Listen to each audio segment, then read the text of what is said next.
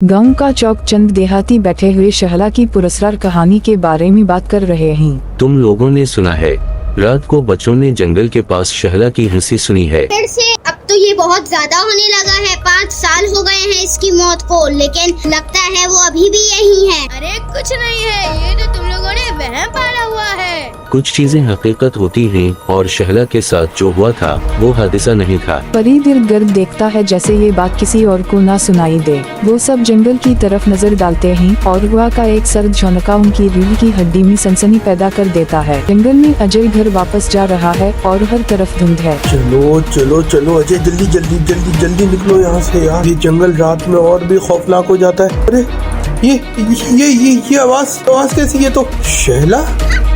इसके कानों में हंसी की आवाज गूंजती है, एक नरम और खौफनाक आवाज। अजय कांपता है, इर्द गिर्द देखता है और आगे बढ़कर तेजी से जंगल से निकलने की कोशिश करता है। सायों में सब्ज आँखें उसे घूर रही हैं।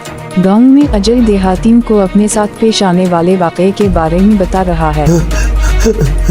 मैंने उसे देखा है, उसकी हंसी और वो सब्ज आंखें वो जंगल में है। मैंने खुद देखा है। ये कैसे मुमकिन है? 5 साल हो गए इसकी मौत को।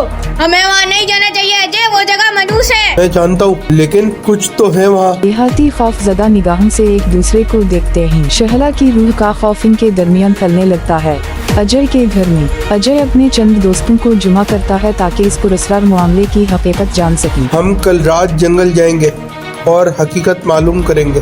ये कैसे मुमकिन है? क्या अगर वो वाकई जिंदा हुई तो? बस बहुत हो गया, अब हम इसका फैसला कर ही लेते हैं। वो सब मंसूबा बनाने पर इत्तेफाक करते हैं और एक दूसरे को घबराहट से देखते हैं।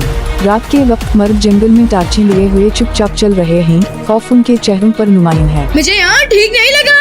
हमें बस कुछ देर और देखना है और फिर हम वापस चलेंगे। वो क्या है?